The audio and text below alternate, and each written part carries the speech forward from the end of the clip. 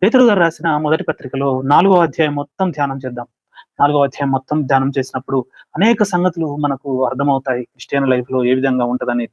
4వ అధ్యాయం మొదటి వచనంలో క్రీస్తు శరీరమందు శ్రమపడెను. క్రీస్తు శరీరమందు శ్రమపడ్డాడు. ఏ విధంగా? ఈ లోకంలో బ్రతుకున్నంత కాలము అనేక నిందలు అనుభవించాడు. అనేక కష్టాలు అనుభవించాడు. అనేక వేదనలు అనుభవించాడు. ఎందుకంటే ఆయన నిజాయితీగా బ్రతకాలనుకుంటున్నాడు. దేవుని కొరకు బ్రతకాలనుకున్నాడు. దేవుని ఆజ్ఞలు నెరవేర్చడానికి బ్రతకడానికి ప్రయత్నం చేశాడు.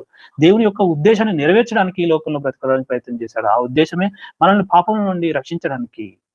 మన కొరకు మనం అనుభవించే శిక్షను తన మీద వేసుకొని ఈ లోకంలో శిలువ మరణాన్ని పొంది పరలోకానికి చేరాడు. అలాంటి బాధను అనుభవించి క్రీస్తు శరీరమందు శ్రమపడెను. క్రీస్తు శరీరమందు శ్రమపడెను గనుక ఆ యొక్క శ్రమలను, నిందలను, అవమానాలను ప్రస్తావిస్తూ పేతురు గారు అనేక మాటలు మాట్లాడడానికి ప్రయత్నం చేస్తున్నాడు. క్రీస్తు శరీరమందు శ్రమపడెను గనక మీరును అట్టి మనసు ఆయుధంగా ధరించుకొనండి. అట్టి మనస్సును ఆయుధంగా ధరించుకోమంటున్నాడు.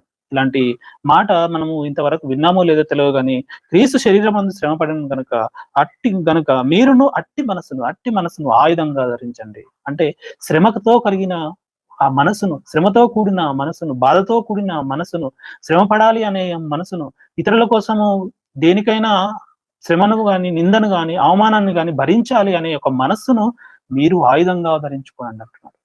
ఆయన అనుభవించాడు. ఆయన యొక్క మనసు ఏదైతే ఉందో అదే దాన్ని మీరు కూడా అట్టి మనసును మీరు ఆయుధంగా ధరించుకోమంటున్నాడు క్రైస్తవులుగా. శరీర విషయములలో శ్రమపడు వాడు శరీరమందు జీవించు మిగతా కాలము ఇక మీదట మనుజాశలను అనుసరించి నడుచుకొనక దేవుని ఇష్టానుసారంగానే నడుచుకున్నట్లు పాపముతో జోలికిక నేమియూ లేక ఉండెను. శరీర విషయంలో శ్రమపడిన వాడు శరీరమందు జీవించు మిగిలిన కాలం ఇక మీదట మనుషాజలను అనుసరించి నడుచుకొనక దేవుని ఇష్ట ప్రకారముగా నడుచుకున్నట్లు పాపం జోలికి పోకూడదని అంటున్నాడు. పాపం జోలికి పోకూడదు. మనము పోకిరి చేష్టలను, దురాశలు, మద్యపానము, అల్లరితో కూడిన ఆటపాటలు, త్రాగుబోదు విందులు, చేయదగని విగ్రహ పూజలు మొదలైన వాటి నుంచి నడుచుకొనొచ్చు అన్యుల ఇష్టం చుట్టూ నెరవేర్చుటకు గతించిన కాలము చాలును అంటున్నాడు.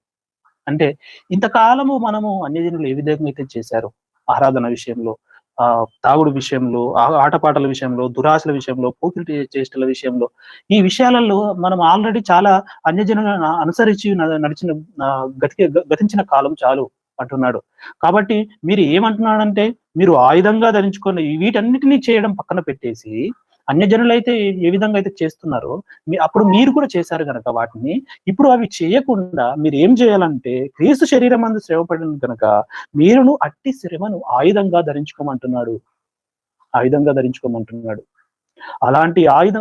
అలాంటి మనస్సును మనం కలిగి ఉన్నప్పుడు క్రీస్తు మనలో కనిపిస్తాడు. క్రీస్తు యొక్క భావజాలం మనలో కనిపిస్తుంది.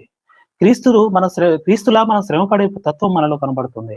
క్రీస్తు యొక్క మాటలు మనలో కనబడతాయి. మృదువైన మాటలు, దయగలిగిన మాటలు మనలో కనిపిస్తాయి.